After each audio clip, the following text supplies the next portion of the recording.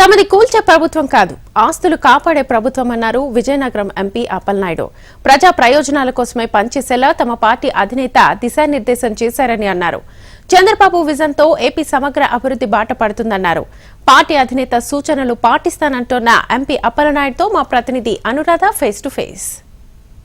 రాష్ట్ర వ్యాప్తంగా కూటమి ప్రపంచం సృష్టించి ఈ రోజు నూతన ప్రభుత్వాన్ని కూడా ఏర్పాటు చేసింది. ప్రస్తుతం నాతో విజయనగరం పార్లమెంట్ సభ్యులు కనిశెట్టి అప్పలనాయుడు గారు ఉన్నారు. అసలు ఏ ఎజెండాస్తో ముందుకు వెళ్ళబోతున్నారు, అలాగే వాళ్ళ యొక్క ఫోకస్ దేని మీద ఉండబోతుంది ఒకసారి మాట్లాడే ప్రయత్నం చేద్దాం. సార్, ఈ రోజు చూసుకుంటే కనుక ఉత్తరాంధ్రలో చాలా సమస్యలు పెండింగ్ ఉన్నాయి, ఏళ్ల తరబడి వాటి మీద ఫోకస్ చేయాల్సి ఉంది. ముఖ్యంగా మీ పర్సనల్ ఎజెండాస్తో కూడా మీరు అభివృద్ధి బాట వైపు ముందుకు వెళ్ళబోతున్నారు. సో తొలిసారిగా మీరు పార్లమెంట్కి వెళ్తున్నారు. అసలు ఏంటి సార్, ఏమనుకుంటున్నారు, ఎలా ఫోకస్ చేయబోతున్నారు? ప్రజాప్రభుత్వాన్ని ఏర్పాటైన తర్వాత మరుక్షణమే ప్రజలు కోరుకున్న విధంగా పరిపాలించాలని మా నాయకుడు చంద్రబాబు నాయుడు గారు అభిమతం. వారు కూడా మన పార్లమెంటరీ సభ్యులుగా మాకు ఎమ్మెల్యేస్గా వారికి ప్రజాప్రతినిధులు ప్రతి ఒక్కరికి చెప్పింది ఒక మాటే, ప్రజలు ఏది ఆశించారో దానిని కొనసాగించాలి. ఏ క్షణం కూడా నిద్రలో లేపినప్పుడు కూడా వాటి పట్ల మీ ఫోకస్ ఉండాలని చెప్పారు. వ్యక్తిగత ఎజెండాలకు కానీ, వ్యక్తిగత స్వార్థాలకు కానీ, వ్యక్తిగతమైన విషయాలకు కానీ మీరు జోలు పోకూడదు. ప్రజా ప్రయోజనాలను ఇంపార్టెంట్ ప్రయారిటీ పెట్టుకోవాలి. ప్రజలు ఏదైతే మనం నమ్మి గౌరవించి భారీ ఎత్తున భారతదేశ చరిత్రలోనే ఇంత మెజార్టీ ఏ పార్టీకి ఇవ్వలేదు, ఎన్డీఏ కూటమికి ఇచ్చారు మనకి. ఆ మెజార్టీని గౌరవంగా తీసుకొని బాధ్యతగా తీసుకొని వెళ్ళాలి. మీకు ఇచ్చిన పదవి కాదు, ఇది బాధ్యత. ఆ బాధ్యతను ఎవరు విస్మరించకూడదని చెప్పి ఒక ఇంటి పెద్దగా ఏదైతే బాబు గారు ఉన్నారో మా కుటుంబం ఎన్డీఏ కూటమికి మా పార్టీకి అలాంటి హితబోధ చేసి మాకు పంపించారు. ఖచ్చితంగా వారు చెప్పే సూచనలు సలహాలు 100% ప్రజలకు ఏది మేలు జరుగుతుందో దాని దిశగా మేము ప్రయాణం చేస్తాం. 100% నాకైతే నమ్మకం ఉంది, విశ్వాసం ఉంది.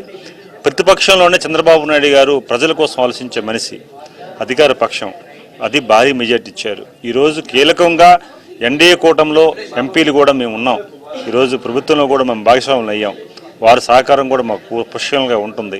అందుకు ఈరోజు ప్రజా ప్రయోజనాలకు సరిపడ్డ అంశాలు మా దగ్గర ఉన్నాయి కనుక 100% మంచి జరుగుతుంది అనేది నమ్మకం నాకు ఉంది. ఉత్తరాంధ్రలో ముఖ్యంగా చూసుకుంటే భోగాపురం ఎయిర్పోర్ట్ లాంటి ప్రతిపాదనలు ఉన్నాయి. అవన్నీ కూడా వస్తే గనక ఇక్కడ ప్రజలకి మేలు చేకూరే అవకాశం ఉంటుంది, అలాగే ఉపాధి అవకాశాలు కూడా పెరిగే అవకాశం ఉంటుంది. ముఖ్యంగా ఉత్తరాంధ్ర మీద తన ఫోకస్ ఎప్పుడూ ఉంటుంది. విశాఖ ఆర్థిక రాజధానిగా నేను ఫోకస్ చేయబోతున్నానని కూడా ఆయన చెప్పారు. సో ఈ అన్ని అంశాలు ఇక్కడ ఎట్లాంటి అభివృద్ధిని ఇచ్చే అవకాశం?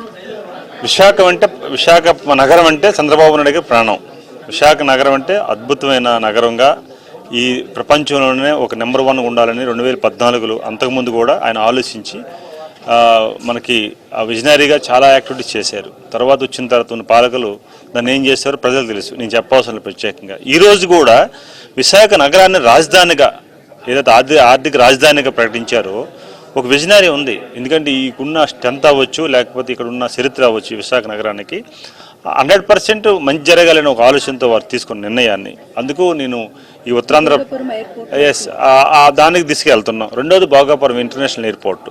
ఈరోజు ఇంటర్నేషనల్ ఎయిర్పోర్టు అందుబాటులో రావడం వల్ల, వినియోగం రావడం వల్ల చాలామంది పారిశ్రామికవేత్తలు కానీ, లేకపోతే పర్యాటకులు కానీ చాలామంది వచ్చి వెళ్తారు, అభివృద్ధి జరుగుతుంది ఈరోజు. అందుకు అది కూడా ఎంత ఆశయంతో వారు 2014లో సీఎం ఉండగా ఆ రోజు అప్పుడు కేంద్ర మంత్రి వారు డిపార్ట్మెంట్లో అదే శాఖ మంత్రి ఉండడం వల్ల శంకుస్థాపన చేసి కార్యక్రమం చేస్తే మనం చూసాం. 2014లో 2019లో ఏం జరిగిందో. 2014లో వేసిన ఫౌండేషన్ కూడా రెండోసారి కూడా మళ్ళీ ఫౌండేషన్ వేసి అలా కాలక్షేపం చేశారు. 100% అది వినియోగంలోకి వస్తుంది. 2 yearsలోనే వస్తుందని నేను నమ్ముతున్నాను. ఇది ఇక్కడ మొత్తానికి అభివృద్ధి మీద ఫోకస్ తోనే మేమంతా కూడా ముందడుగు వేయబోతున్నాం. ముఖ్యంగా రివెంజ్ పాలిటిక్స్ అనేవి ఉండవు. కేవలం ఏదైతే పెండింగ్ ప్రాజెక్ట్స్ ఉన్నాయో వాటిలన్నింటినీ కూడా కంప్లీట్ చేయాలి. విభజన సమయంలో ఉన్న పెండింగ్ హామీలు కానీ, లేకపోతే కొత్తగా మా మేనిఫెస్టోలో మేము పెట్టిన హామీలు కానీ, వీటిలన్నింటి మీదే మా ఫోకస్తో మా ప్రభుత్వాలు ముందుకెళ్లబోతున్నాయి. కూటమి ప్రభుత్వంతో మేమంతా కూడా సుస్థిరమైన పాలన ఇవ్వడానికి సిద్ధంగా ఉన్నామని చెప్తున్నారు. వీడియో జర్నలిస్ట్ నిఖిల్తో అనురాధ, HM TV.